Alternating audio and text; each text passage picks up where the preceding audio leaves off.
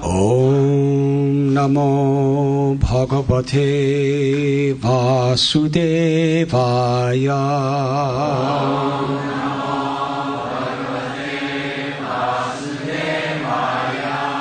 Om Namo Bhagavate Vasudevaya.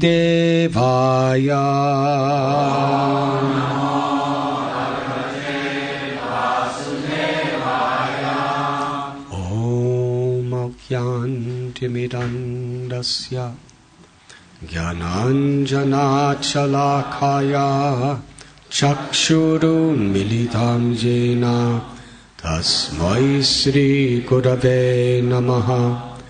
Sri Chaitanya Manobhishtam Sthapitam Yena Bhutale Swayam Rupa Kadamayam Dadati Swapadantikam Vandeham Sri Guru Sri Juta Padakamalam Sri Gurun Vaishnavamscha Sri Rupam Sagrajataham Sahakana Raghunathanbitam Tam Sajivam Sadvaitam Savadutam Parijana Sahitam Krishna Chaitanya Devam Sri Radha Krishna Padan Sahakana Ladita Sri Vishakan Vitamscha.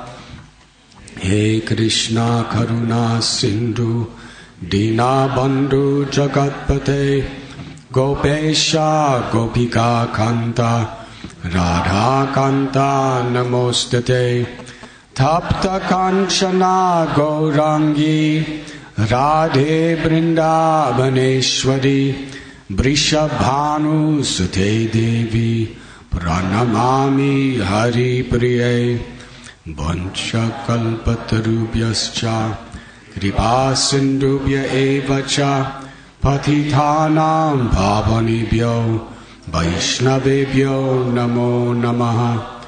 Sri Krishna Chaitanya Prabhu Nityananda Sri Advaita Gadadhar Srivasadi Gaura Bhakta Vrinda.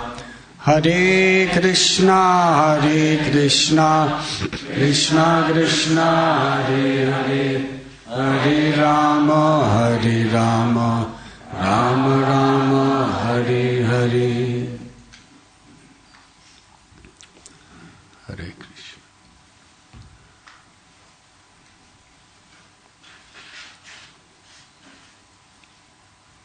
Today is the celebration of Lord Ram victory over Ravana. Before discussing this subject matter, I would like to say a few words on the very auspicious occasion of the disappearance day of His Holiness Bhakti Swarup Damodar Swami Maharaj.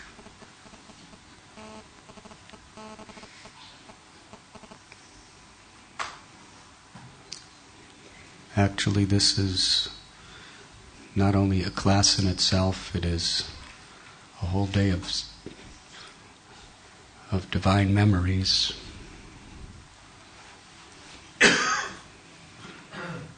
But I only have time to speak a few minutes on the subject.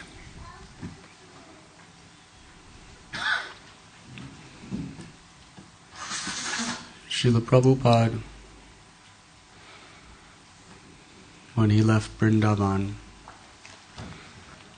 and came to the West,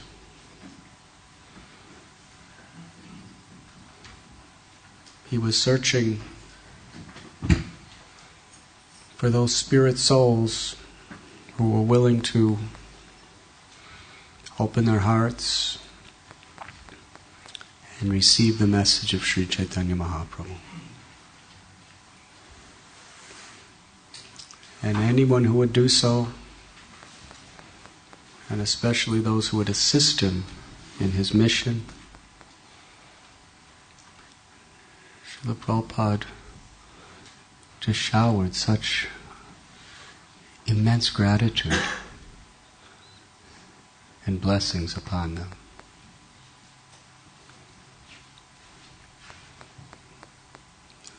Sometimes Srila Prabhupada would give all credit to his disciples. He would say, I am an old man, how much can I do? But all of you are helping me so nicely. Here in London, on his Vyas Puja, one year, the day after the installation of Radha Gokulananda, although it was the most auspicious day of the year to glorify him, in his lecture, he simply glorified his disciples, gave all credit to his disciples for what he had accomplished. That is the natural humility of a true Vaishnava.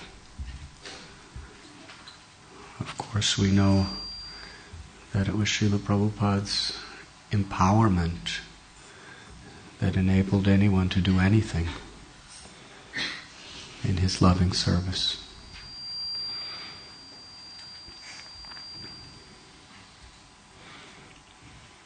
And it was in California, Los Angeles, New Dwarka, that one friend of His Holiness Bhakti Swarup Damodar Maharaj, Taudam Singh, something, that was his name? His name before?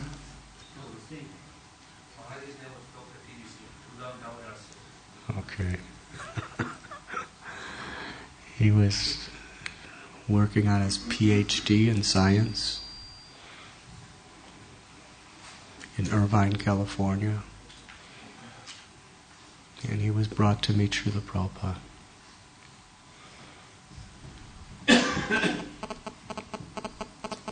And how joyful Srila Prabhupada was. Here was someone from Manipur. Prabhupada, what he was dealing with in the Western world. And here was someone from Manipur who was born and raised a Vaishnava.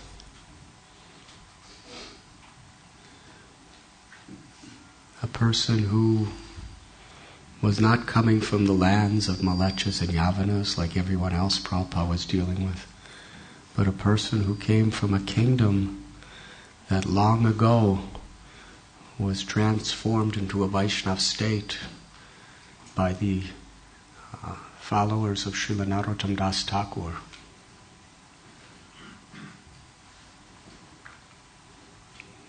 And amongst Gaudiya Vaishnavas, Manipur has always had a very, very high place in their esteem because of their historical devotional background.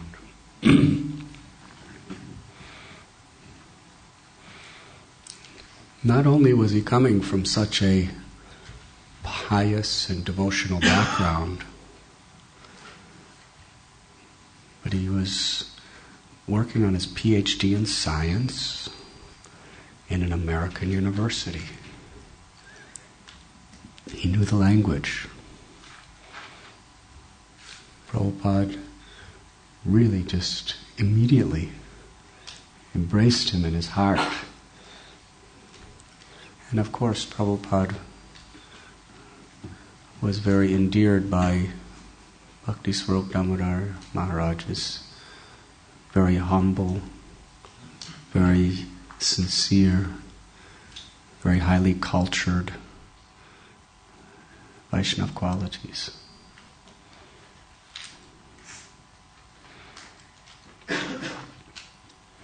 I remember in 1972, when Srila Prabhupada came to New Vrindavan for the Bhagavad Dharma discourses. It was, at that time, perhaps the biggest festival in America up to that date. Prabhupada was coming to speak 7 days on the Srimad Bhagavatam. And at the conclusion, he was going to celebrate Janmashtami and his own Vyas Puja on top of a mountain. And Prabhupada came from Los Angeles, and he brought with him Bhakti Swarup Damodar Maharaj. Even though he was in school and everything, Prabhupada said, "You come with me." Prabhupada paid the way and everything. And he sat with him on the flight.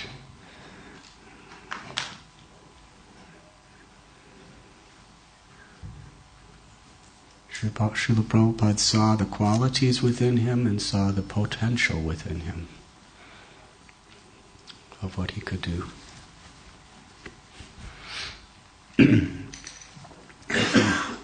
From that point on, their relationship is in an immortal history within our ISKCON and within Gaudiya Vaishnavism.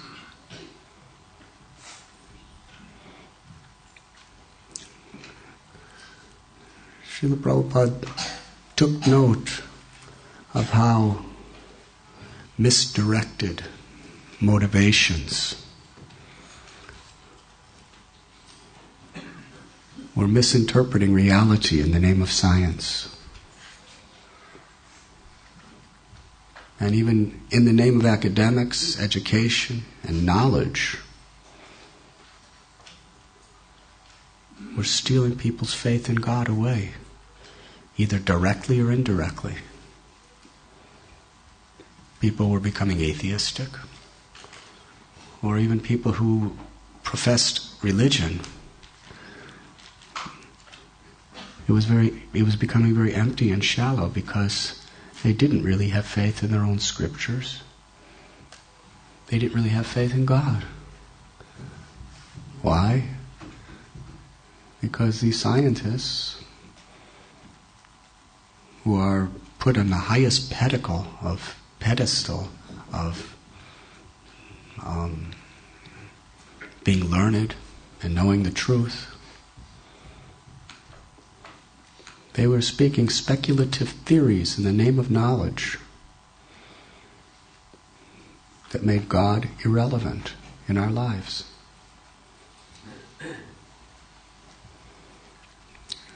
Srila Prabhupada was a spiritual warrior. In order to gain victory for Lord Ram, it was very important to slay illusion, ignorance, misconception. Krishna Suryasam Maya Haya Andhakar, where there is light, darkness is dispelled. Where there is Krishna, ignorance or Maya vanishes. On this day of Dusshera, the day of Ram's victory over Ravana, we will hear how it was a long battle. And it was very, very heart-rending, tragic events that led to this battle. And Ravana's forces were formidable. Ram and his soldiers, they fought. Srila Prabhupada once said that just like in order to bring Sita back to Ram had to fight Ravana, a major battle, one of the greatest wars of all time. And the only people he had to help him was an army of monkeys.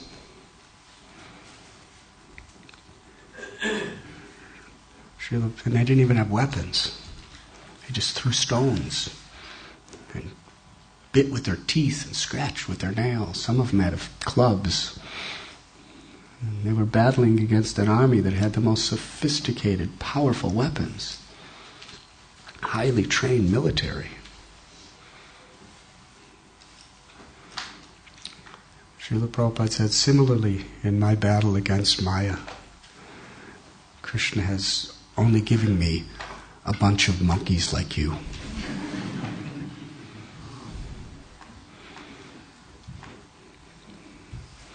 But he had a couple people, poor village in Manipur.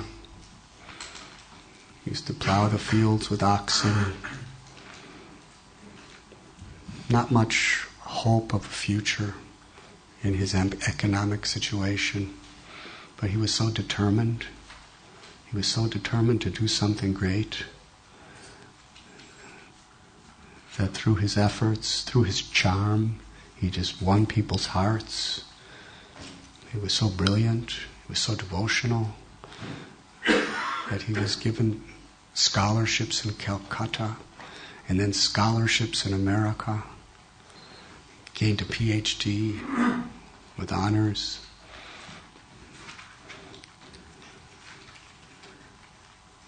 And he knew Prabhupada. He knew Prabhupada's language. He knew Prabhupada's heart.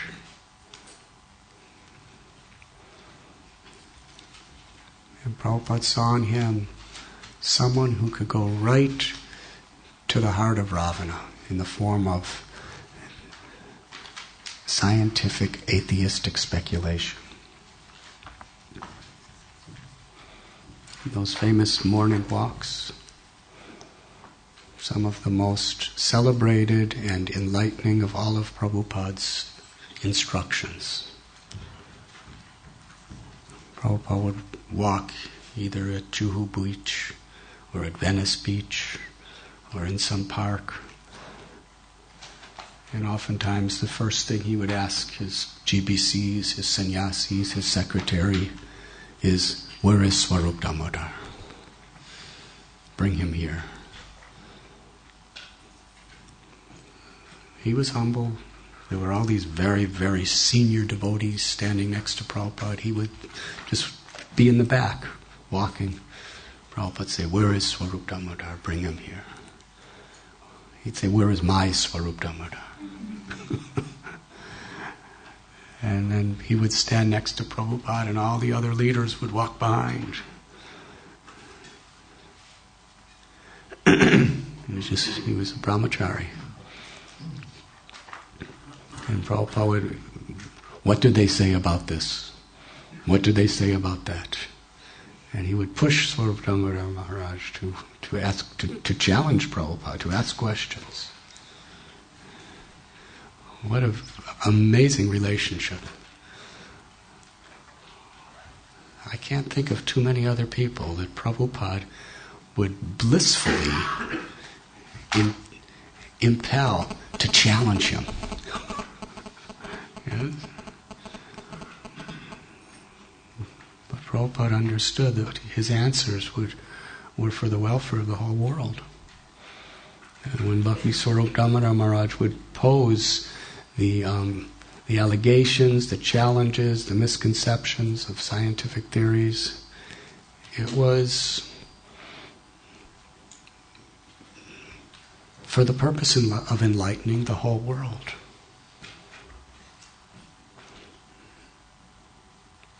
And Srila Prabhupada told them. He told the leaders of ISKCON, I believe the BBT, that they should print a book with the discussions between him and Swarup Damodar Maharaj. And Prabhupada named it Life Comes from Life.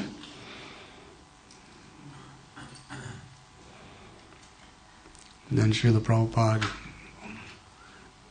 gave him a lifetime instruction to establish the Bhaktivedanta Institute, which is very unique.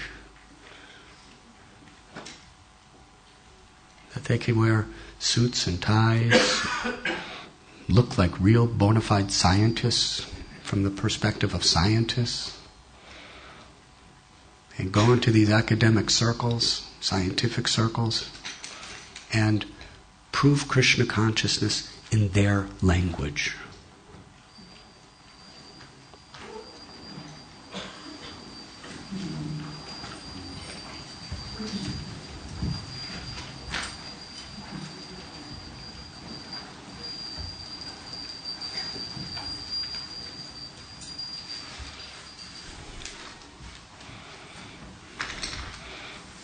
Now, in order to understand Srila Prabhupada, this is a very important part of Prabhupada's life. Srila Prabhupada was not a stereotyped person. Prabhupada, out of compassion, he was willing to accept what worked. He would not accept compromising our Siddhanta, but as far as the presentation of that uncompromised Siddhanta, and how it's presented, and on what levels and from what perceptions that uncompromised Siddhanta is presented. Srila Prabhupada was extremely creative and empowered his disciples like Bhakti Swarup Damodar Maharaj to be extremely creative, to make our philosophy relevant and understandable to our audience. The Bhaktivedanta Institute was not that everyone should be relevant to us. Prabhupada was showing if we want to effectively preach, we have to become relevant to the people we're preaching to. We have to package our preaching in such a way that it will penetrate their hearts and will convince their minds. And Prabhupada was so enthusiastic about the Bhaktivedanta Institute. Not only through his morning walks and his room conversations, there was just so much volume of discussion on the subject. But Prabhupada told leaders of ISKCON that as far as Bhakti Swarup Damodar Maharaj, he said, whatever he needs, you give him. Whatever he needs, you give him. Prabhupada considered this project so important.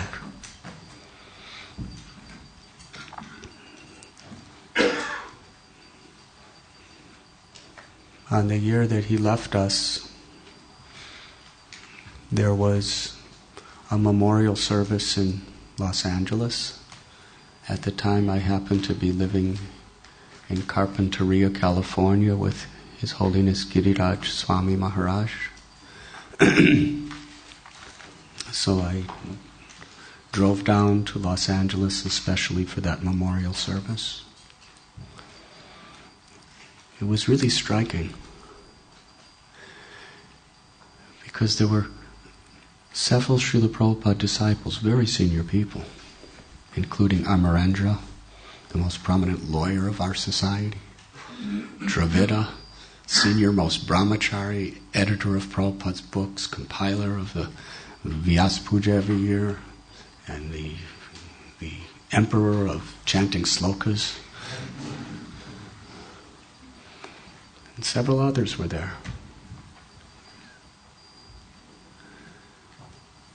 The amazing thing, each one of them, when they got up to speak, and these were all very, very senior, prominent devotees, they all told the same story, how Srila Prabhupada had ordered them to give up all their other services to assist Bhakti Swarup Damodar Maharaj with his BI. Amarendra Prabhu was the temple president of Gainesville, Gainesville, Florida. And it was one of the most successful temples of our society. Prabhupada told him, even if you have to leave your temple presidency, abandon all varieties of religion, practically, he told him. And I want you to facilitate and help and promote Bhakti Swarup Damodar Maharaj.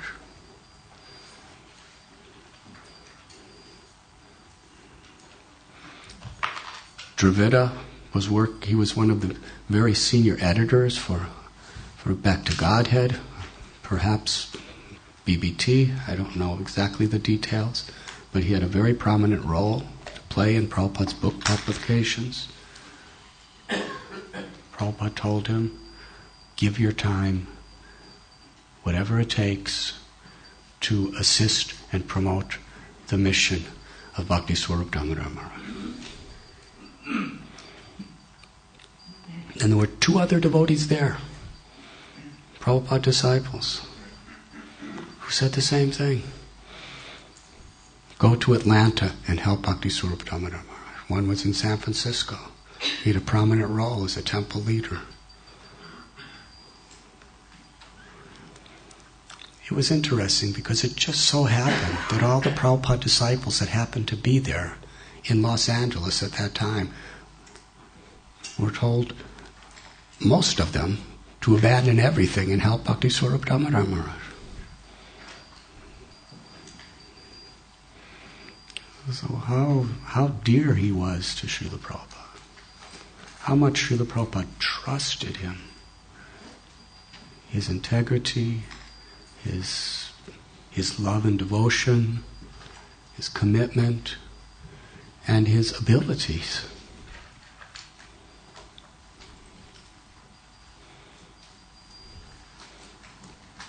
But that's only a part. And he gave his life to the last breath, never failing to pursue Prabhupada's instruction in that way. In Prabhupada's presence, when Prabhupada was on his deathbed practically, or his launching pad, whatever we want to call it, to Goloka, when he was in his last months, Bhakti Swarup Damodar Maharaj was organizing these conferences with prominent scientists, Nobel Prize winners from all parts of the world. And Prabhupada was so proud to get reports. He was so eager for those reports. Just as he was so eager for Bhakti Tirtha Maharaj's reports on book distribution, he was so eager for Bhakti Swarup Damodar Maharaj's reports of how he was infiltrating the scientific world with bhakti.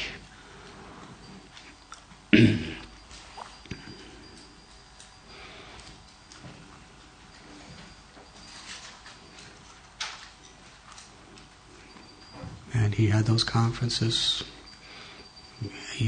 After Srila Prabhupada's disappearance from this world, he remained totally committed to that service.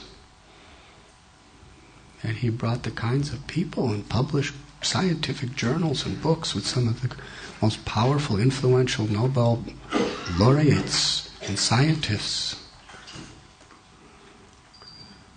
supporting the basic principles of bhakti by his influence. And he became one of the world's leaders of interfaith dialogue. Amongst the highest prominence of interfaith leaders. It's not easy to attain that type of position, but he did it. And he was loved and respected as a Vaishnava, as a representative of Krishna and Prabhupada.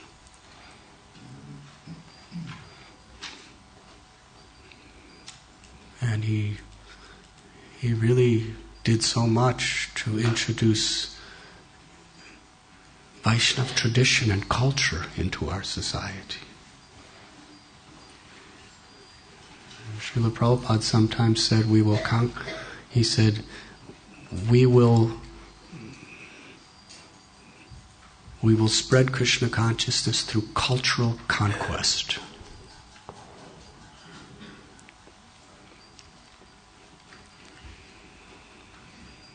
Maharaj took that very much to heart and created cultural programs, Manipur dance, martial arts, sword fighting, music, drama.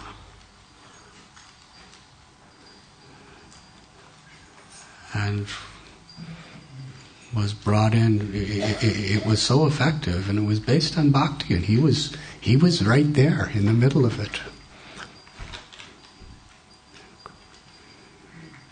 And he traveled around with that troupe of Mayapur performers all over the world. They were invited to events by national governments that we've never been given entrance to before.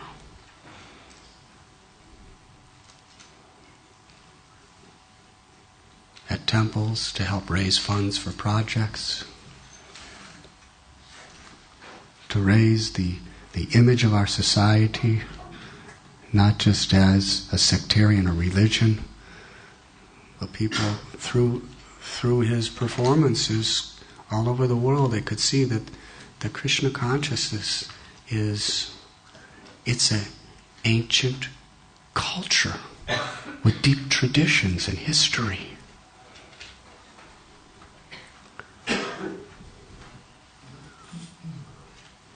And they would all hear the holy names and hear some really sweet philosophy of what bhakti is and see it in action. I remember one time I was at one place where the Manipur troupe was, and Bhakti Swarup Damodar Maharaj. He was just like a father and a loving servant to all those people he was traveling with. He took such care of them.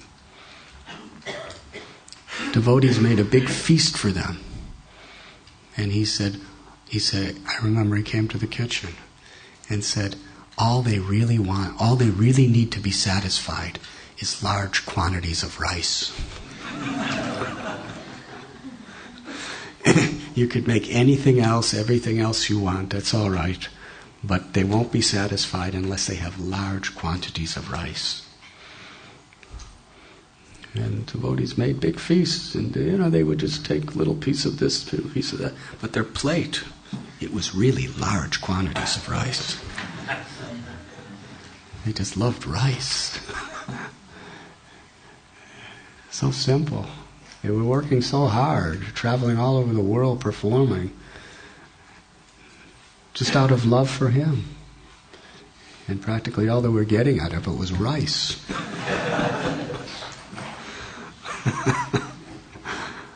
Of course, they were getting great blessings. And his kirtans. Actually, one melody that I sing often, it's actually came from him, Bhakti Swarup. Gaurvani Prabhu, one wonderful, wonderful saintly Gurukul devotee. He learned it from Bhakti Swarup Damodar Maharaj, and I learned from him. One of the greatest pleasures in life is to not be original or creative, but just to be a humble student of others and give them the credit. It's a very liberating experience when you do that. So, yes. How many of you have witnessed Bhakti Swarup Damodar Maharaj leading kirtan? It was like a dramatic performance manifesting from Navadvip Dham 500 years ago at the time of Sri Chaitanya Mahaprabhu. His gestures, his feeling, his voice. So deep with devotion and so deep with tradition. And his own personal qualities, very humble, very down to earth, very forgiving.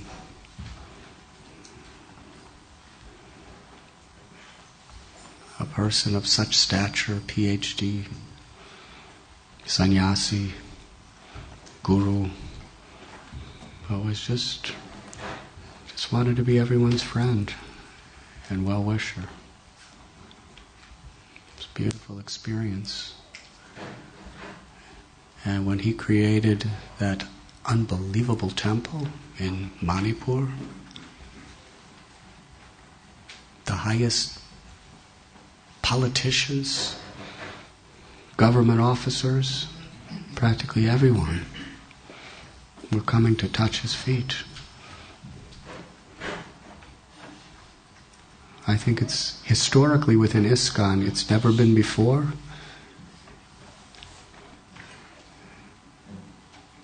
Where a man actually was so much revered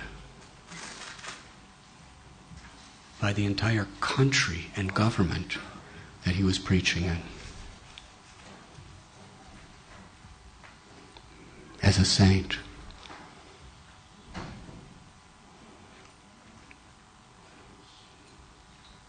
So on this very, very holy day, let us bow our heads in gratitude to His Holiness Srila Bhakti Swarup Damodar Swami Maharaj.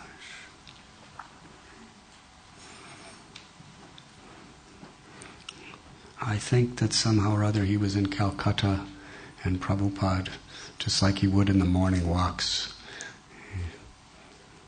he said, "Where is Swarup Damodar? Bring him here."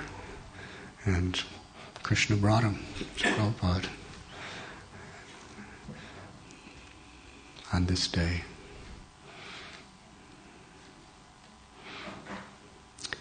Should I begin the class now?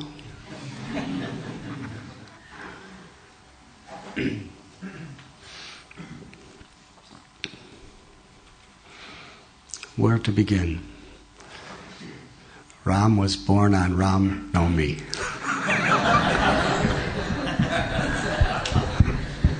And Sita was born on Sita Jayanti. And Hanuman on Hanuman Jayanti.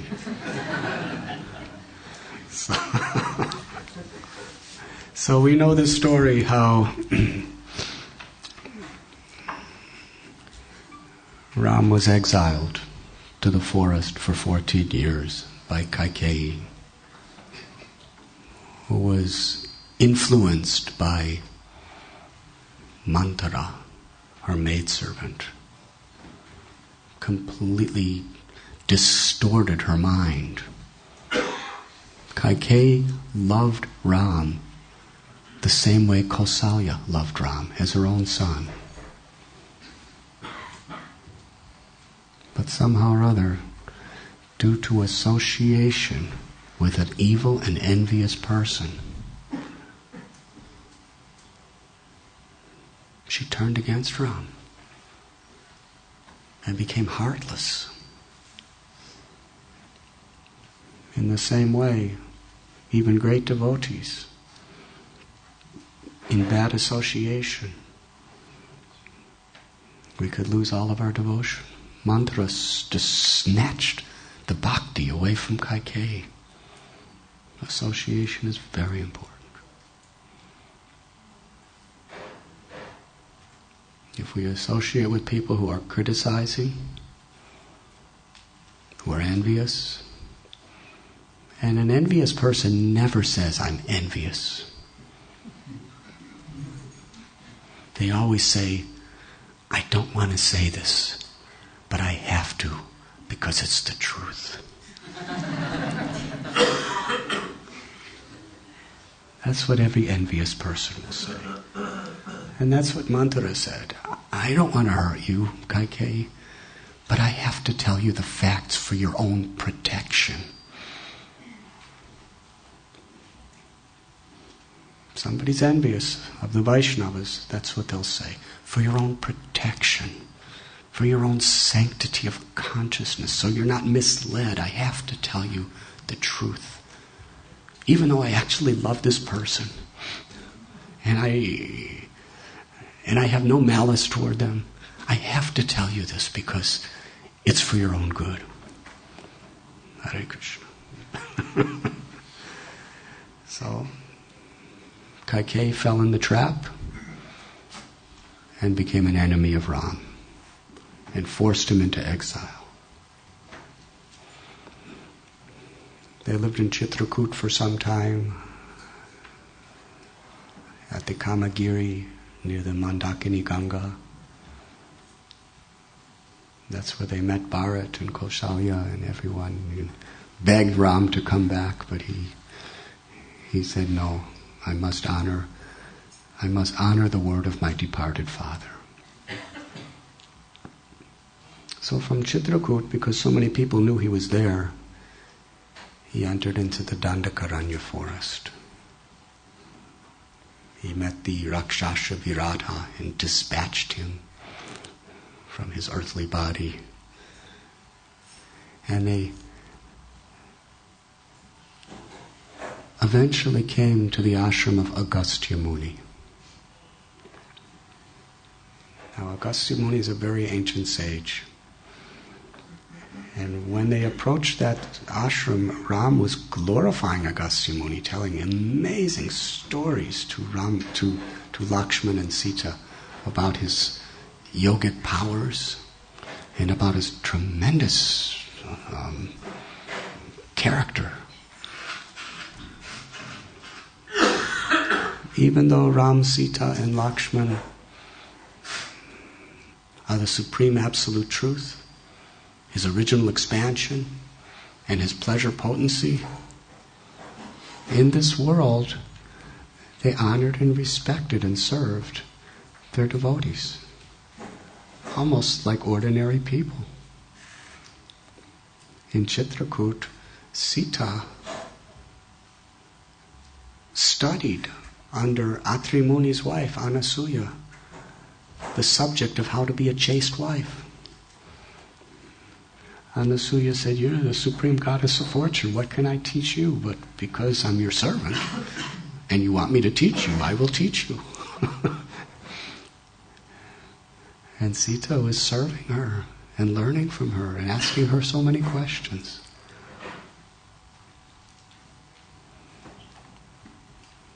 So when they came to Agastya Muni's ashram, they served the sage with great respect. They touched his feet.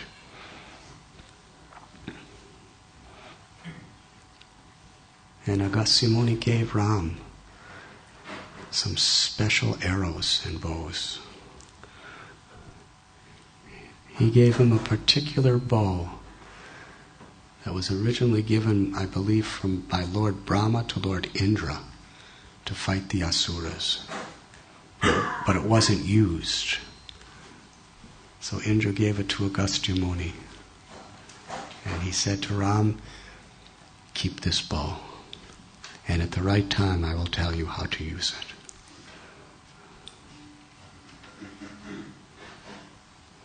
Ram asked, where do you think the best place would be for us to live? Agastya Muni said, not far from here is Panchabati. That's the place you should stay. It was at Panchabati that Suparnaka was roaming around. Suparnaka is Ravana's little sister.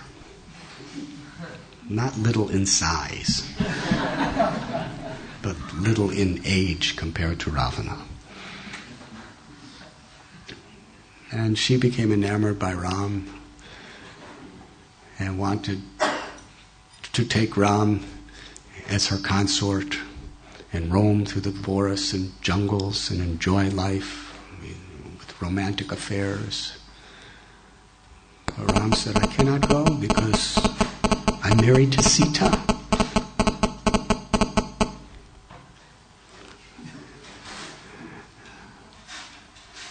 Better my little brother, Lakshman. His wife's not with him, so it's more appropriate. So she turned to Lakshman. And Lakshman said, but you are such a great personality. Why should you settle for second best? I'm only the menial servant of Ram. If you're with me, then you'll have to become a menial servant of Sita. Better you marry Ram.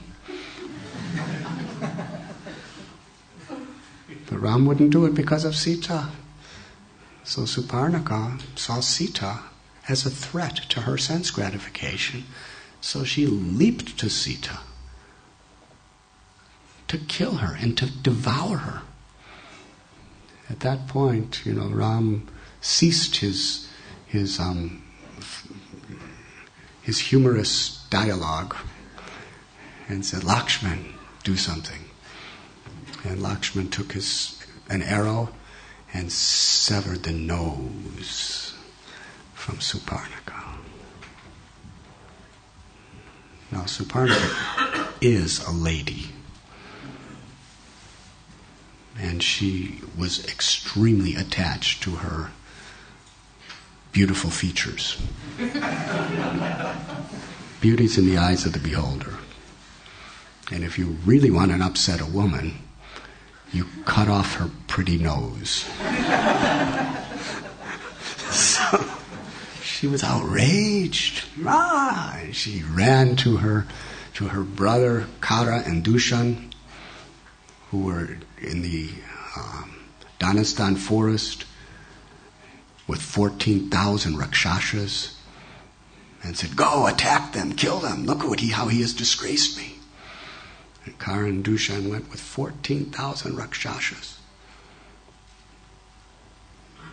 And as they were marching in, Ram told Lakshman that you take Sita and you protect her, and I'll fight them alone. Now the name of the place, Panchavati, is today called Nasik. Nasik means literally the place where the nose was cut off. Now there's these 5 trees, banyan trees.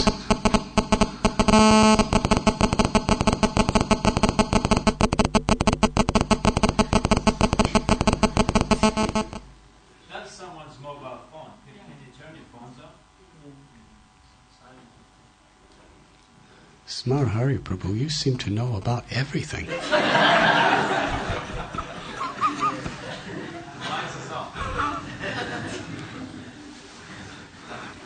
Nobody has any doubt that it could possibly be your phone.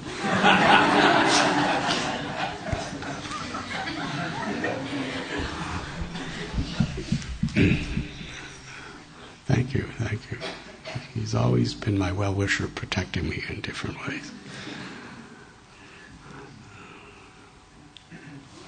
So there's a place called Sita Gufa, which is an underground cave where Lakshman hid Sita, and he stood outside the cave guarding, while Ram, in a matter of a couple hours, devastated all 14,000 Rakshasas.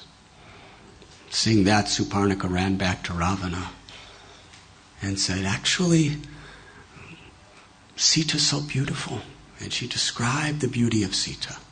She said, "Why is she with this ordinary mortal man? Because I'm such a faithful, loving sister. I wanted to bring her back to you. That's all. That was my only motive, to bring this most beautiful woman in all Brahma's creation back to you to enjoy. And when I tried to serve you in this way, they cut my nose off."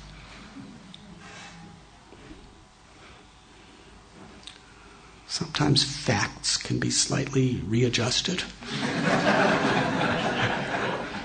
and have a very, very different meaning.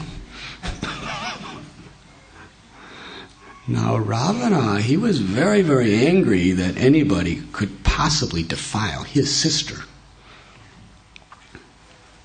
But more than that, just by hearing about Sita, he became obsessed to own her and enjoy her. So he went and got Maricha, who was a powerful mystic yogi, who had been defeated by Ram twice before. And Ravana ordered him to take the form of a golden, beautiful, ornamented deer to attract Ram away from Sita. So they came to Panchavati, and Maricha was dancing around, very beautiful deer. And Sita said, "Oh Ram, please get that deer for me. Capture him And when the exile is over, he could be our pet in our palace in Ayodhya. So Ram went to get him. Lakshman, he could see through it all. He said, don't go, Ram. This is Maricha. He's a mystic demon. He's a Rakshasa. He's just disguised himself. There's no, I know the 8,400,000 species of life, and this is not one of them. Not exactly that, but something like that. But Sita said, no, look at how pretty. His hooves are like emeralds, and his horns are like jewels. He's so beautiful, so cute, so sweet. He's a deer. Not too many people, deers may eat your crops, but not too many people are afraid of deers. Yes, because they're very innocent animals. So Ram went chasing, and Maricha lured him deeper and deeper and deeper away in the jungles.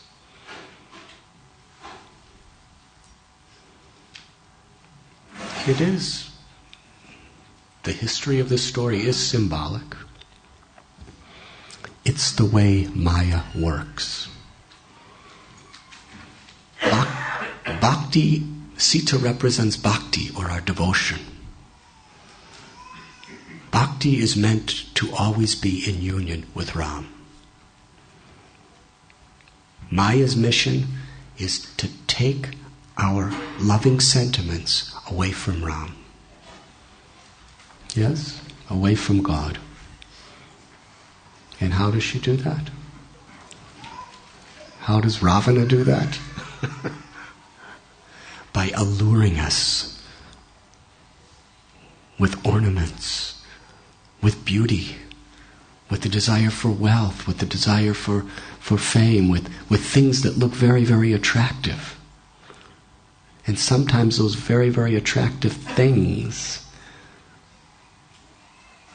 are just Maya in disguise to take our heart away from God.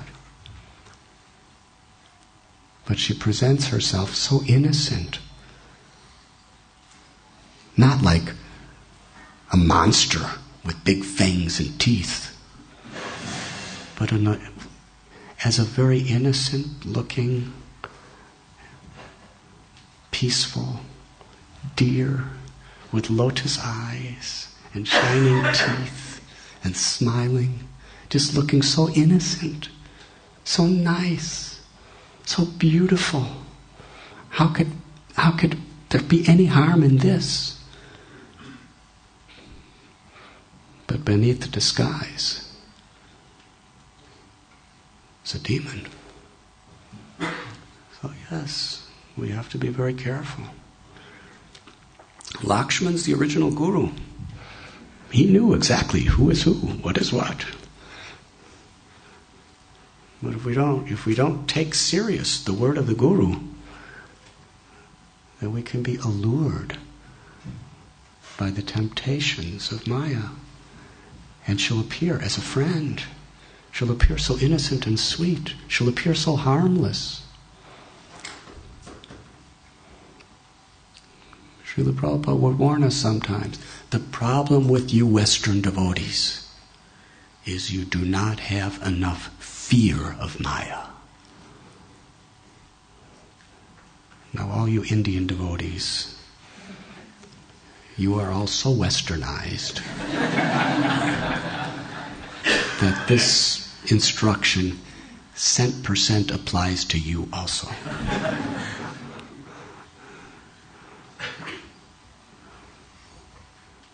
We don't have enough fear of those golden deers with all nice ornamentations and smiles.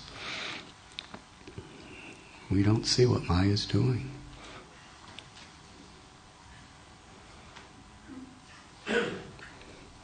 So finally, when Ram went to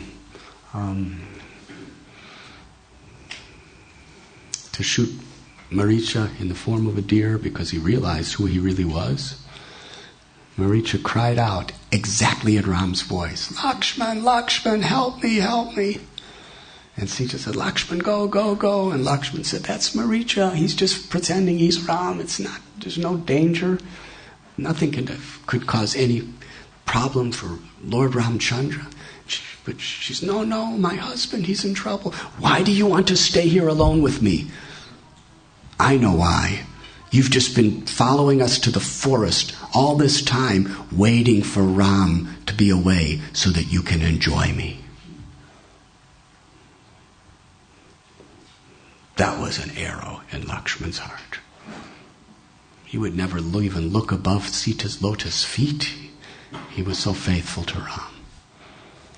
So he said, all right, I'll go. But I'm afraid when I come back, you'll be gone. She said, if you don't go now, I will take my life, but I will not allow you to abuse me. Hare Krishna. So Lakshman ran toward Ram. And when he arrived, Ram said, why have you left Sita? I said, Ram.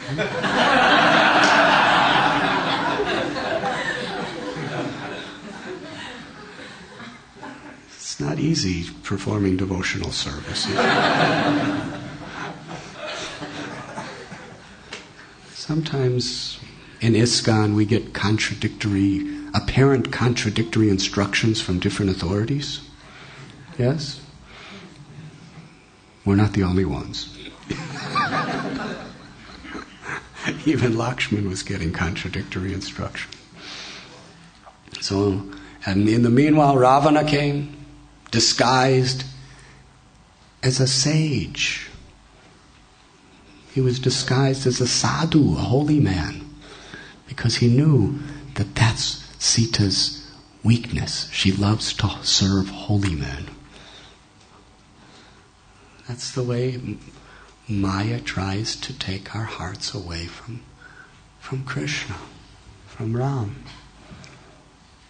For an ordinary person, any type of gross sense gratification will keep them in Maya. But as you become more serious, being a devotee, then Maya will try to, she can't get you grossly.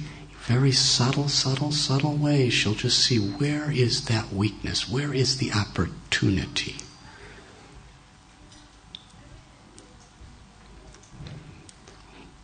She can take your greatest strengths and use them as weaknesses if you're not very careful. Sita's greatest strength is she loved to serve sadhus. So Ravana appeared as a sadhu and stole her away. And that's a long story. But we don't have much time. Ultimately, Ram and Lakshman made allies with Sugriva and Hanuman. Hanuman found Sita in the Ashok Grove in Ravana's kingdom of Sri Lanka.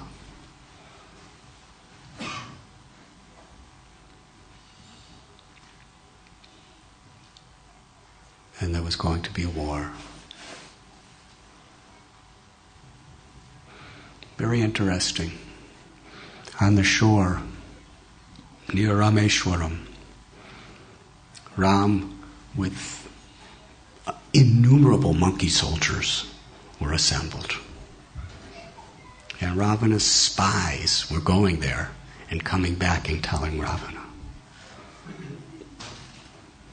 Ravana's younger brother, Vibhishan, was continuously pleading with his brother, please, Ravana, send Sita back.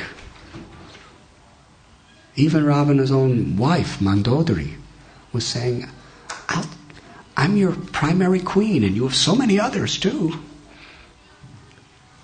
I'll satisfy you. Just send Sita back. Ravana wouldn't listen. He was infatuated. Don't we all have that experience? When we allow lust to come into our heart, it just covers our intelligence. Even if we know something is right. It's like the London fog. You've all seen London fog, since we're in London. You can't see what's around you. You can't see the reality. Lust, envy, anger, pride, greed, illusion, these 6 enemies, when we allow them to come into our hearts and into our minds, they create like a fog and steal away our intelligence. But Vibhishan especially, he was a great devotee. I'm going to go back many years. Ravana, Kumbhakarna, Suparnaka, and Vibhishan, the brothers and the sisters of Vishrava, who is the father. They all performed tapasya to Lord Brahma.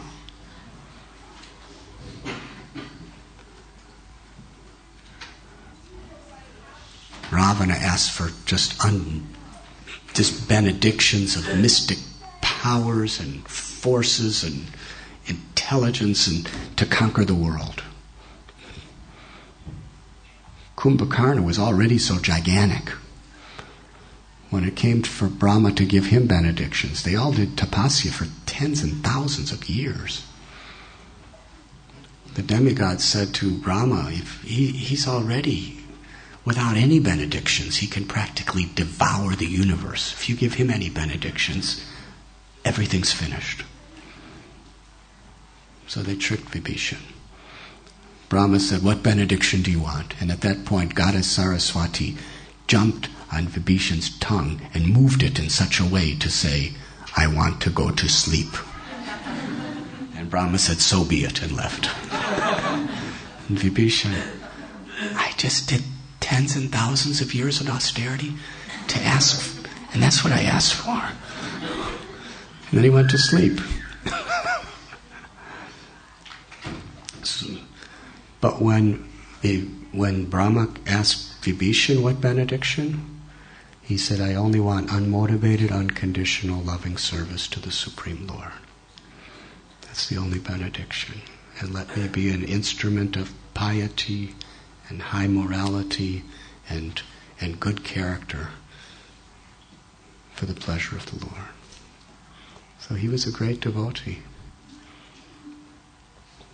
Even though he was such a great devotee, he loved Ravana because Ravana was his brother. He saw that Ravana was a very diseased person mentally. But still, he had compassion for him. And he was continuously telling Ravana, please send Sita back. Otherwise, you and everyone else in your dynasty is going to be destroyed. You cannot stand before Ram. You're doing something very immoral. Don't do it. And Ravana would become outraged with anger. How dare you defy your king? You are nothing but a coward.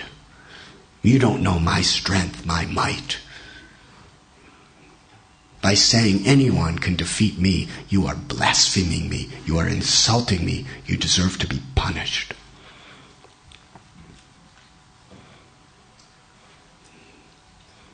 But Vibhishan kept giving proper instructions. And he would send his wife to actually give solace to Sita while she was under apprehension. At one point, Ravana was so angry with Vibhishan for giving him good advice that he was just in front of everybody blasting against Vibhishan. And people like, at one time, Ravana was asking his head people, his sons, his soldiers, his generals, what should we do? And they were all just puffing him up like anything. We have nothing to fear. Indrajit, his eldest son, he said, what is nonsense? Ram, Lakshman, the monkeys. Sita's yours, father. Sita's yours. Don't worry. I will single-handedly destroy Ram, Lakshman, and the entire monkey army. You have no fear. And all the generals stood up and said the same thing. And then the Vibhishan, he got up and said, all these people who are in the name of your family and your allies and your generals, they are your worst enemies, Ravana, because they are leading you on the path of death. Indrajit is just an impudent, childish fool. You don't say that to Indrajit. He was very powerful. He defeated Indra. But Vibhishan was just putting everyone in their place. And hearing this, Ravana was outraged. And just launched into a barrage of insults to Vibhishan. Now please, put yourself in Vibhishan's place. Have you ever been chastised harshly by someone? How would you like to be chastised by Ravana at his peak of power and strength? He threatened to kill Vibhishan. He said, if you were not my own brother, I would kill you right now on the spot. You are a coward, you are a traitor. You are defying me. At that point, Vibhishan understood there's nothing I could do to save my brother.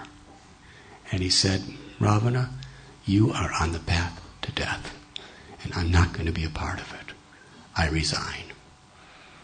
And Vibhishan left Ravana with his chief ministers, and he was a Rakshasa. He had a huge body, and he could fly. So he flew with his ministers across the ocean to the camp where Rama and the monkeys were all, waiting for the war to begin and trying to think of how they're going to get across to fight it. And Vibhishan appeared in the sky like a mountain. Should I continue or is it late? Okay, I'll continue. Thank you. I was hoping you'd say that. Sugriva, who was the general of Ram's army, he saw Vibhishan there. And he understood he's the brother of Ravana. And with his ministers, they were really afraid. They wanted to just kill him. But Vibhishan said, I want to meet with Ram. I want to surrender my life to Ram. He was very honest. He said, I am Ravana's younger brother, and I tried everything I could to talk sense to him, to return Sita and surrender to Ram, but he would not listen, and now I have come to surrender my own heart and my own life to Lord Ramchandra. And those monkeys had 0% of trust in him. They went to Lord Ramchandra and Sugriva said, we should just capture him now and kill him immediately. He's Ravana's brother. How can we trust him? Blood is very thick. Even if he does have some intention, because he's angry with his brother, to join us, when it really comes down to the fight, he's going to take sides with his brother. And if we allow him in our army from within, he could serve as a spy. He could destroy us from within. We should just capture him and kill him.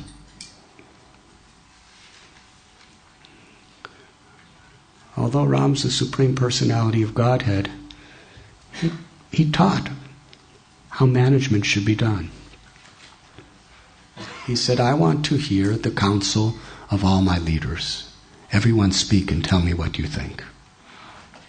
And each and every one of the monkey generals was presenting, we shouldn't trust this man.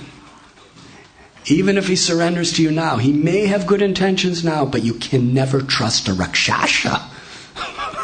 They have their Swadharma, they have their Swarupa Lakshana, they have their own very deeply rooted tendencies.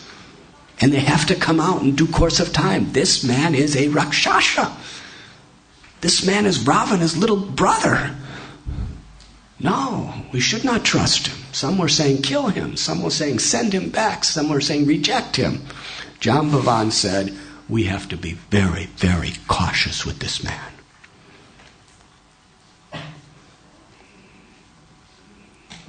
Lord Ram turned to Hanuman. Said, what is your opinion, Hanuman? Hanuman said, in looking in his face, I see a very gentle and sincere person. And hearing the quality of his words, I hear someone who's very genuine. If someone is crooked with ulterior motives, we'll be able to sense somewhere in his expression or in his words. But I believe that Vibhishan is sincerely coming to surrender his life to you. We should wholeheartedly accept him as one of our own family members and embrace him.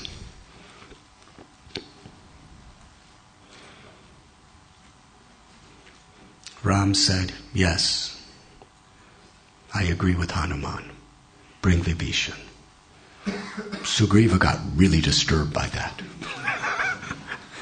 Because he's the general. He said, how could you trust the Rakshasa? We cannot accept him. Ram, please. I know you're merciful and everything, but we have to be practical. This is war. He's dangerous. He's huge. He's powerful. He should be killed. Then Ram spoke immortal words. He said, everyone, please listen very carefully to what I am going to say. If anyone, whatever they have done, whoever they are, if anyone comes before me with a sincere and genuine heart and says, my Lord, I am yours, then I must accept that person as my own. And listen carefully, even if today Ravana comes before me and sincerely says, I am yours, I vow, whether it's Ravana or anyone else, I vow to protect that devotee of mine and accept him as my own. Sugriva started crying and said, Ram, you are all merciful. Yes, let us welcome Vibhishan as our own. Vibhishan was so instrumental in every way because he knew the insides of everything of Ravana and all of Ravana's army and all of his strategies. And he was constantly telling Ram what to do in different situations. How to cross the ocean. It's 800 miles of water. And you have to bring all these armies across it. Vibhishan advised Ram should sit before the ocean and do some meditation and tapasya to get the blessings of Varuna. And Ravana did that. Ramchandra, he accepted Vibhishan's advice. He sat in the ocean, on the shore, but the ocean didn't pay attention. So Ram got angry and glanced on the ocean. But when the Lord is angry, it's like when we get angry, our eyes get a little red and it kind of burns people.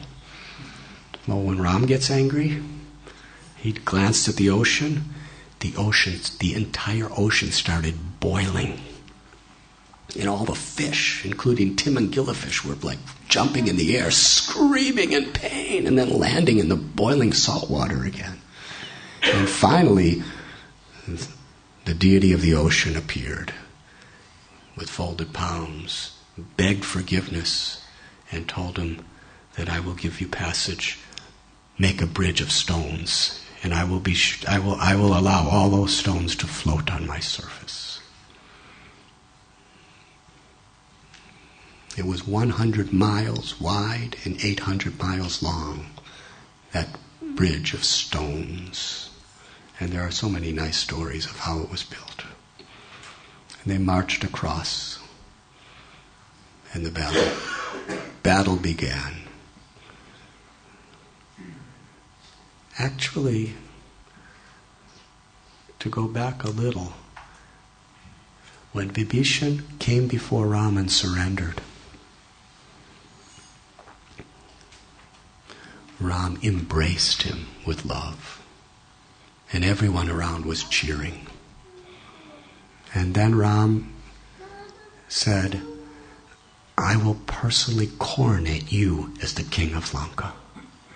And with seawater he poured it on Vibhishan's head and made him the king of Lanka. If you go to Rameshwaram, that place is still there. It's a beautiful little island just off the coast where Ram coronated Vibhishan. Then came the great battle. It lasted many days. The culmination. One little anecdote. Ravana sent some people to wake up Kumbhakarna. Now that's not easy. He was so huge that to wake him up, they had gigantic gongs and gigantic drums that they put right next to his ears, and they were beating and beating and beating. And he was... Because he really ate a lot. And he slept really sound. So they had elephants running up and down his chest. They had chariots running up and down his chest. They were beating his limbs with gigantic weapons with like nails and at the same time they were blowing horns and conch shells and beating massive drums right in his ears. Finally he woke up. And they had like tons of buckets of blood, just to refresh himself when he woke up. And he went before Ravana. Ravana said, I want you to destroy Ram and Lakshman because they're causing havoc to our armies. And Kumbhakarna told him. Even he said, you should return Sita. It's not worth all this fighting just for one woman. But still, I will go out and kill Ram. So when he came to the battlefield, he was so huge. It was like a gigantic mountain walking. And even Ram, and all the monkeys were they were looking at this monstrous, gigantic Rakshasa just walking with such arrogance. And they all, many of the monkey soldiers started running away just by seeing him. And Ram turned to Vibhishan and said, who is that? And Vibhishan said, that is my brother. His name is Kumbhakarna. And he told the whole history of Kumbhakarna and all of his frailties and all of his strengths. Eventually, Ravana was face to face with Lakshman and Vibhishan. And this was a very, very historical moment. Ravana was face to face with Vibhishan on the battlefield. And can you imagine how angry and envious Ravana was that his brother was a traitor and was fighting for his enemy? and he took one of his most powerful javelins and threw it at Vibhishan. Well, actually, he was about to. He was about to throw it at Vibhishan, but Lakshman came between them and pushed Vibhishan away to fight with Ravana directly. So Ravana let loose of that javelin that was meant to kill Vibhishan. He threw it at Lakshman. It was an astra that had been given to him, and it was blessed with the potencies of various demigods. And that javelin penetrated right into Lakshman's chest, went right through and into the ground, and Lakshman lay there unconscious. It's interesting. Lakshman took that blow to defend Vibhishan, Ravana's brother. Because even though he was a Rakshasa, he said to Ram, I am yours, with a sincere heart. When Ram saw this, Ravana was at his height of power and strength. Ravana was so angry. He ran to Lakshman and pulled the lance out of his chest. And Lakshman was laying there unconscious, and then Ram just took thousands of arrows and started covering Ravana's body so ferociously that Ravana had to retreat.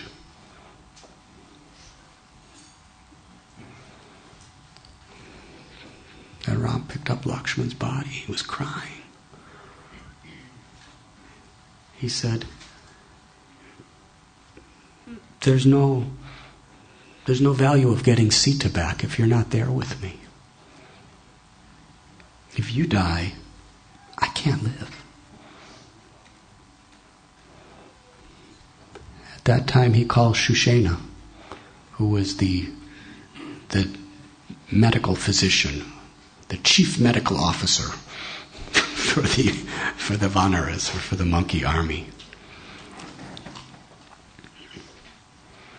And he said the only thing that can save Lakshman is a series of herbs, especially Sanjivani. But it's only found on a particular mountain in the Himalayas.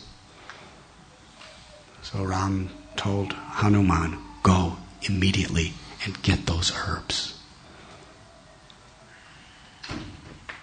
The son of Vayu, Sri Hanumanji, he took one leap and flew through the sky. And very quickly went from practically close to the southernmost part of India. He went all the way to the northern peaks of the Himalayas. And he found that one mountain. But he couldn't find the herbs. But there was no time to waste. So he lifted the entire mountain and jumped back with the mountain and set it down. Shri Hanumanji ki jai. This is his devotion. Please understand, it's not just because he was muscular. He was empowered by his love. He had so much love for Ram that there was nothing impossible. There was nothing he wouldn't do. There was nothing he couldn't do. He was empowered by his love. He didn't think what is possible, what is impossible. Srila Prabhupada, he wanted to rescue all of us from Maya. And in his enthusiasm, he would tell us, impossible is a word in a fool's dictionary. You've all heard that before? And he performed miracles, unbelievable miracles. Someone asked Prabhupada, can you show me a miracle? Prabhupada said, I have made hippies into happies. That's a miracle.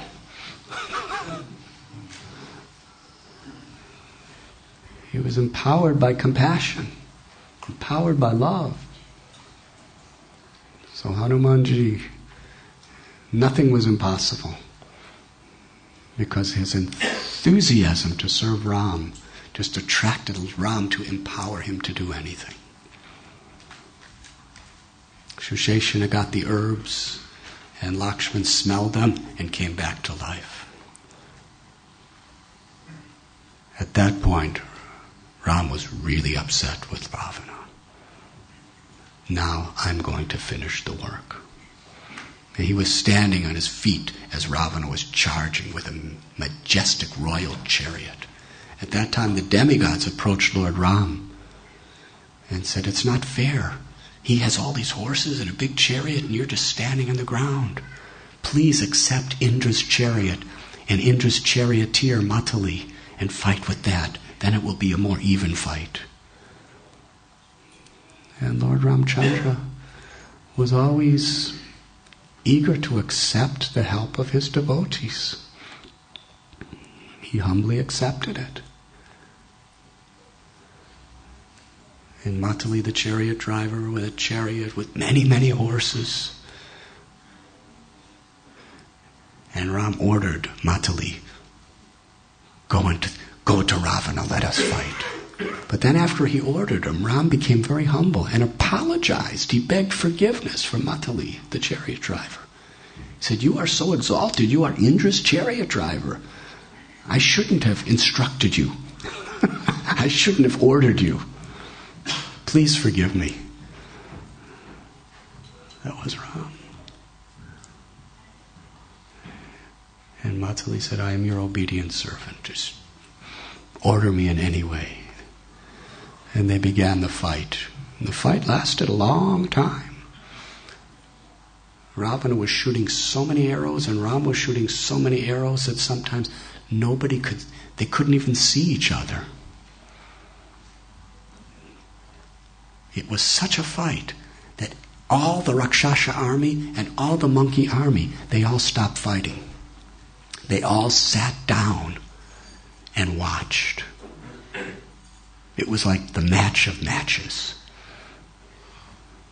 No one had ever seen any two people fighting with such skill and such power and such grace. At one point, Ravana, then they were using mystical weapons.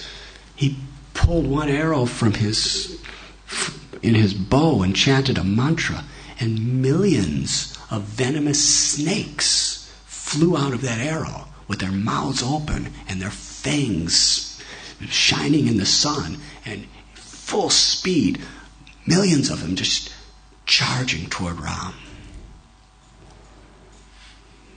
Everyone was watching this. It was suspenseful. And then Ram took an arrow and chanted a mantra. He chanted a mantra to Garuda.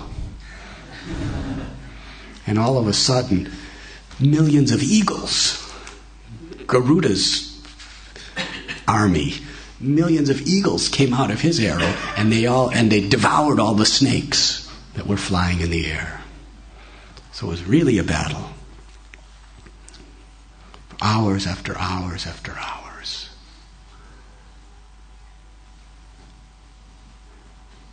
And the demigods were praying to Ram, "Please kill him. Stop playing with this demon. Kill him." Sometimes Ravana had one head. That's usually the way he appeared, with one head. Because he had mystic powers. He could change his form any way he wanted. I guess one head was more presentable.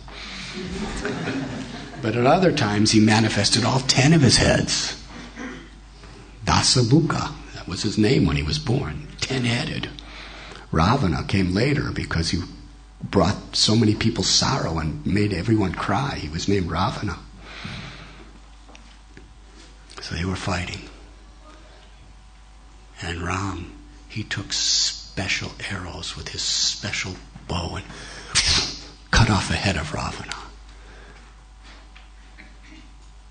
The head fell to the ground. Then Ram cut off all 10 of his heads.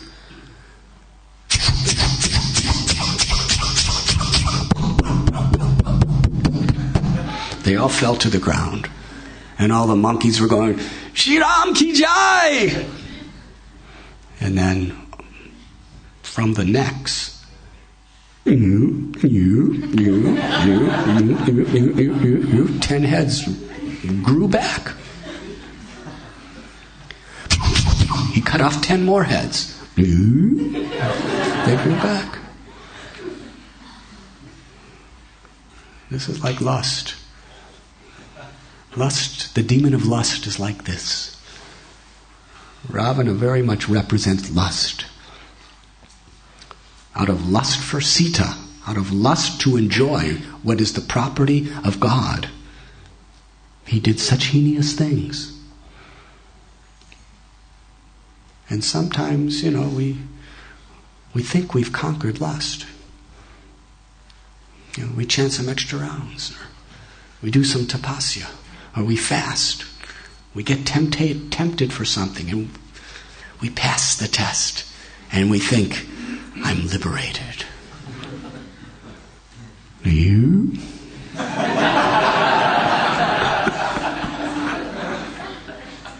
It's back. Through our bhakti, through our tapasya, through our own efforts, we somehow or other resist, and we think, I have conquered.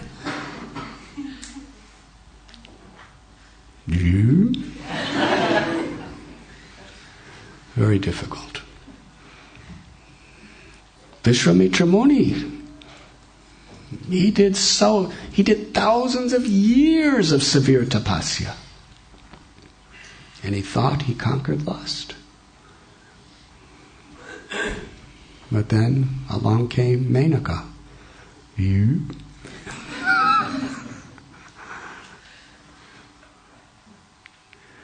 Ram cut off 100 heads of Ravana, and they were all falling to the ground. You could imagine the scene. There's like 100 heads laying on the ground, and he still has 10 heads. And even Ram was becoming, how to kill someone like this?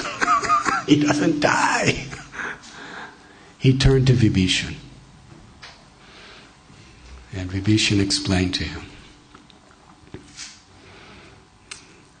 He said, he has received a benediction. However time you cut off his arms or his heads, they will grow back. The only possible way of killing Ravana is he has been given by the blessing of immortality within his heart. Not exactly immortality, but he had a nectar in his heart that made him indestructible and unkillable. He said, if you dry that out of his heart, then he will die. You have to shoot for his heart.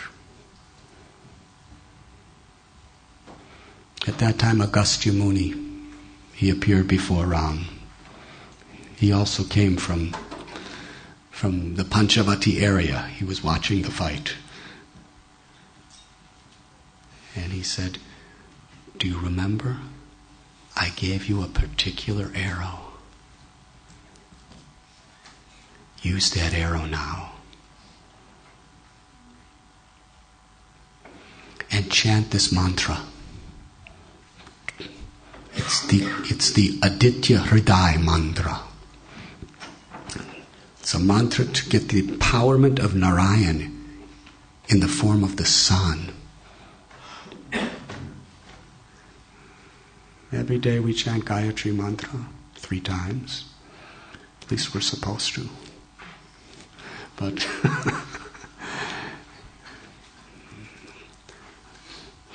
the sun is the source of all life within this universe. Why is it that the Native American Indians worship the sun? So many people, they worship the sun. Karna was a worshiper of the sun. Because from a material perspective, the sun is the source of all life. All vegetation, of food, it's only by the grace of the sun. All water, it's only by the grace of the sun. Yes. Rain is because the sun evaporates water, makes clouds, and makes it pour down on the ground to make our food grow, to fill the rivers, to fill the reservoirs. All our drinking, all our eating is due to the sun. We would freeze to death in a moment without the sun. We couldn't see without the sun.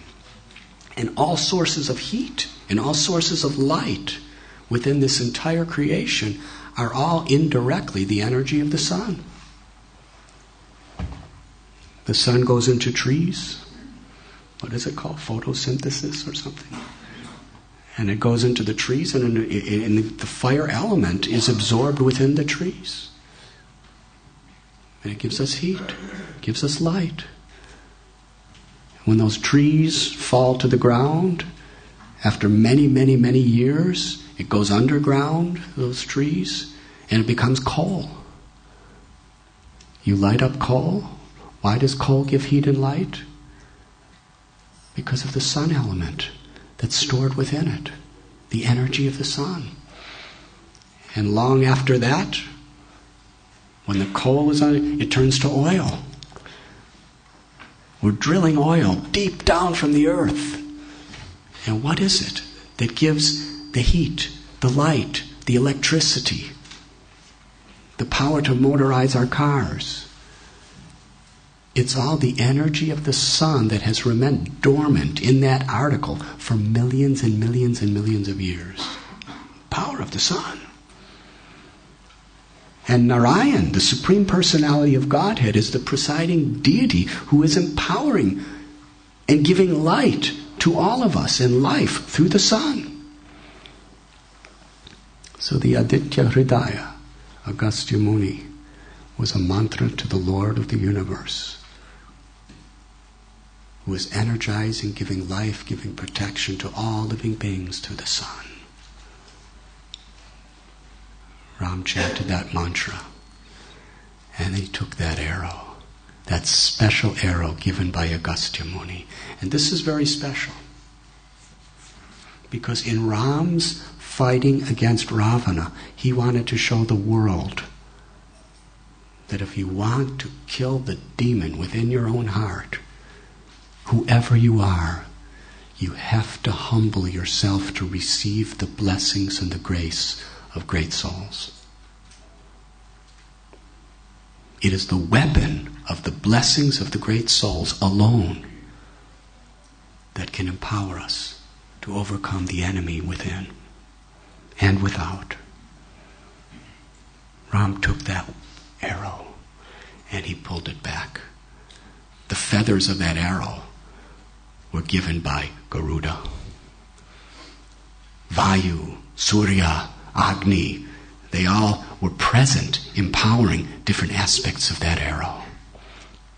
When Sri Ramchandra pulled it back to his ear on his bowstring, the arrow itself was emitting spectacular light, blinding light. The demigods were stunned. All the monkey soldiers just stood there watching with their mouths open. The Rakshasas were blinded.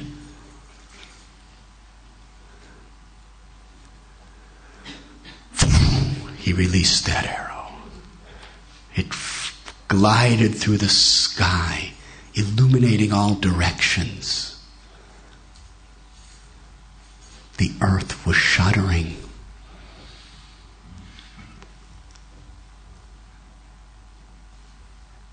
Everyone, in absolute silence, watched as it soared through the airways right into the chest of Ravana, where it pierced into the core of his heart, dried up that nectar he had stored in it. Ravana, all his 10 heads simultaneously vomited blood. His eyes rolled in his head. He fell from his chariot to the ground like a mountain being cut by Indra. Ravana was dead. Shri Ram Vijayotsav ki.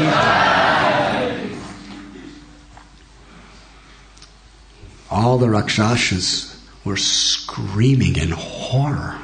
It was unbelievable. Nobody could conceive that their leader, the powerful Ravana, could possibly be defeated. They all ran away.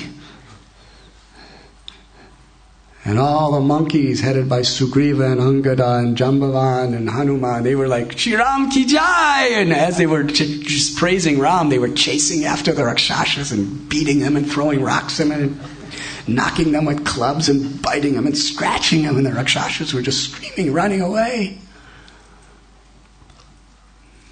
The war was over.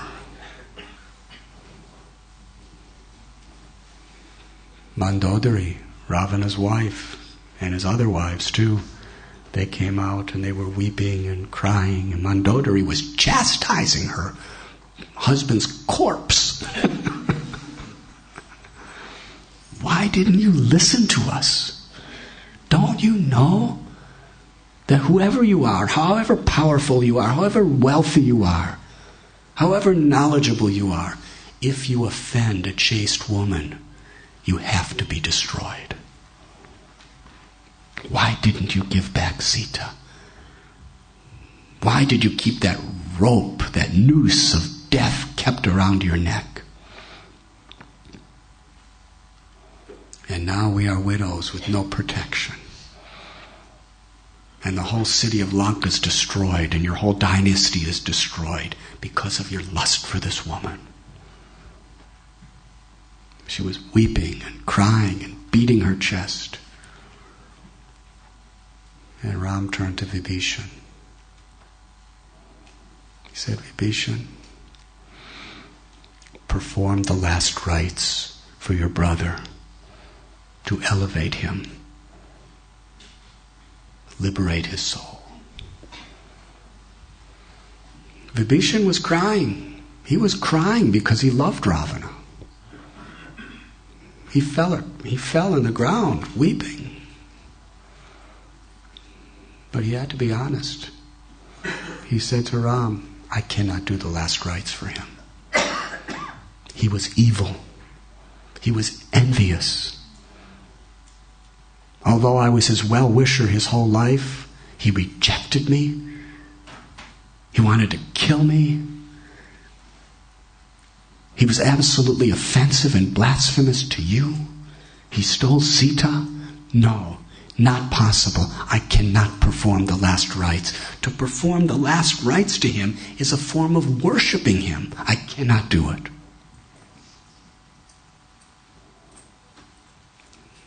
Ram was very sympathetic. He told Vibhishan, yes, he was cruel and he was envious. But now all of his cruelty and envy is gone. All that stuff is gone. Now, he's just a soul. And he's your brother. You must forgive him for all of his offenses. Because he can't do anything else. And you must elevate him. You must honor him, forgive him, respect him, and perform the last rites. It is your duty, and it is my will. When a person gives up his sinful activities, there's nothing to be held against him.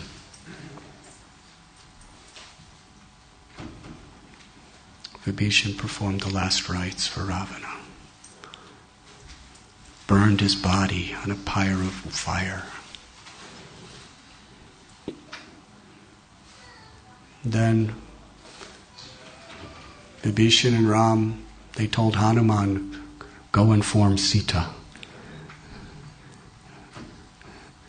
that Ravana is dead. Hanuman went to the Akshokvan. Should I continue? He informed Sita. Meanwhile, she was still surrounded by all these Rakshashis who were harassing her for the whole year. They were really mean, cruel women who were blaspheming Ram, blaspheming her, threatening to kill her, emotionally abusing her like anything. Constantly threats that if you don't surrender to Ravana and be enjoyed by him, we are going to kill you, we are going to eat you. Day and night, they were just cruel to her.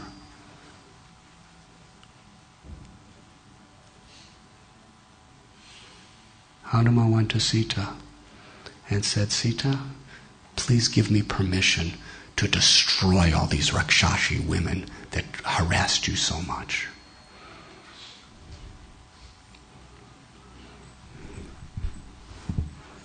Sita said, no, don't harm them. They don't deserve to be harmed. Hanuman said, well, all they've done to abuse you, to cause you pain. They do deserve to die. Sita told a story. Would you like to hear the story? There was a hunter who was in the forest killing animals. Suddenly, a tiger attacked that hunter. And the hunter, helpless, he ran away from the tiger and climbed up a tree. And the tiger was in the bottom of the tree. And on that tree, in a branch, a bear was sleeping. So the tiger called up to the bear and said, this hunter is a common enemy for both of us.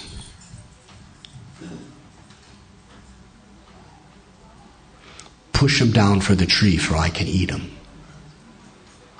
The bear said, even though he's a common enemy, this tree is my home. And he's come as a guest in my home, so I have to protect him. So then the bear fell asleep. And the tiger said to the hunter, I'm hungry. The bear's sleeping. Push him down, and I'll eat the bear, and I won't harm you. If you push that bear down, let me eat him. So you know what the hunter did? He snuck up to the bear while he was sleeping and pushed him. And the bear fell. But as he was falling, he grabbed onto another branch. And then the tiger said to the bear that hunter betrayed you. Now, push him down so I can eat him. Why are you defending him? He's a rascal.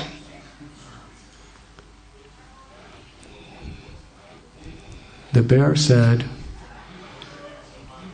because he attacked me personally.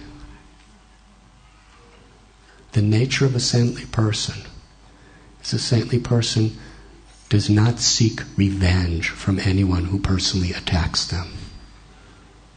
A saintly person sees it as for his own purification, or due to his past sins, or the grace of God to grow.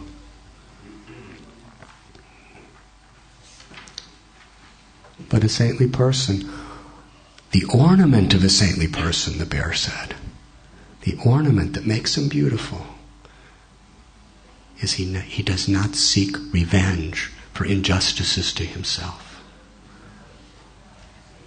but conquers the Lord by his quality of forgiveness. No, I will not throw him down. Sita told this story. She said, all these women, they're all nice people. They're actually very nice. They were just following Ravana. So I seek no revenge from them. So Hanumanji took the message back and told Ram that Sita said to Hanuman, the only benediction I want is that I could see my beloved Ram again. I don't care about anything else. No revenge. I just want to see Ram again. I'm longing for that moment. Ram sent Vibhishan to bring Sita. Vibhishan went to the Ashokvan and told Sita that I will arrange for you to take bath and wear beautiful clothing and I'll put you on a palanquin and personally take you back to see Ram. And that was done. And there was the reunion of Ram and Sita on this holy day of Dusshera. The day that commemorates or that celebrates truth over illusion, light over darkness, good over evil.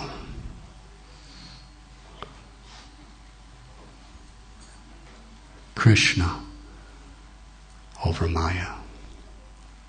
Krishna Suryam Sam Mayaya Andhakar. Lord Chaitanya taught, Maya is like darkness. Krishna is like the sun. In the presence of Krishna, darkness is dispelled. Lord Ramchandra, with that flaming arrow, he penetrated the heart of the demon Ravana and liberated him and brought Sita back to him. Krishna used the Sudarshan Chakra. In Vrindavan, he didn't even use weapons. To Aghasura, he just grew. to Putana, he just drank her milk. To Trinavarta, he just got heavy. To Sakatasura, he just touched him with his lotus foot. To Keshi, he just put his hand in his mouth. It's amazing. Krishna used no weapons in Vrindavan. He just did beautiful things. To Aristasura, he just threw him.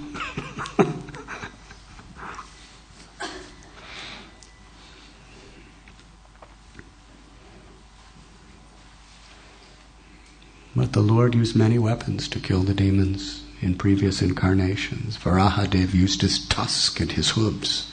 Narsinghadev, his nails. But Sri Chaitanya Mahaprabhu and Nityananda Prabhu, they have given us the supreme of all weapons, the holy name. Hare Krishna, Krishna Krishna, Hare Hare, Hare Ram, Ram, Hare Hare. The holy name does not kill the demon. It kills the demoniac tendency in the heart of the demon.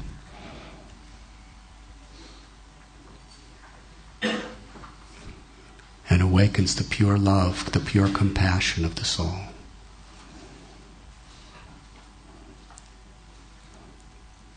And the Lord has given us that weapon. It's the prime benediction for all humanity. It's ours. But how much do we value it? How much are we taking shelter of it? All the power of God is within His name.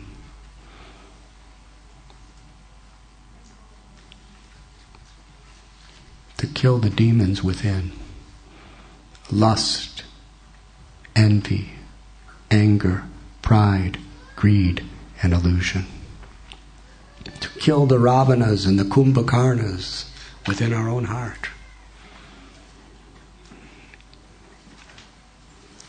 Real victory in the age of Kali is to cry out sincerely, according to the instructions of the great spiritual masters. We chant the holy names. Take it seriously, all of us. And we could rescue Sita or Bhakti from our hearts, who is now under the captivity of Ravana or illusion.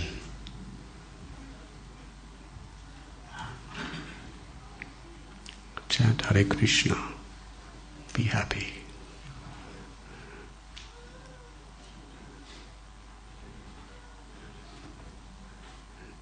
Bhakti Bhakti Swarup Damodar Swami Maharaj ki jai. Shri Sitaram Lakshman Hanuman ki jai. Shri Radha Gokulananda ki jai. Shri Gaur Nitai ki jai. Ananti Koti Vaishnav Vrinda ki jai. Harinam Sankirtan ki jai. Srila Prabhupada ki jai. Thank you very much. Hare Krishna. Radhanath Maharaj ki jai.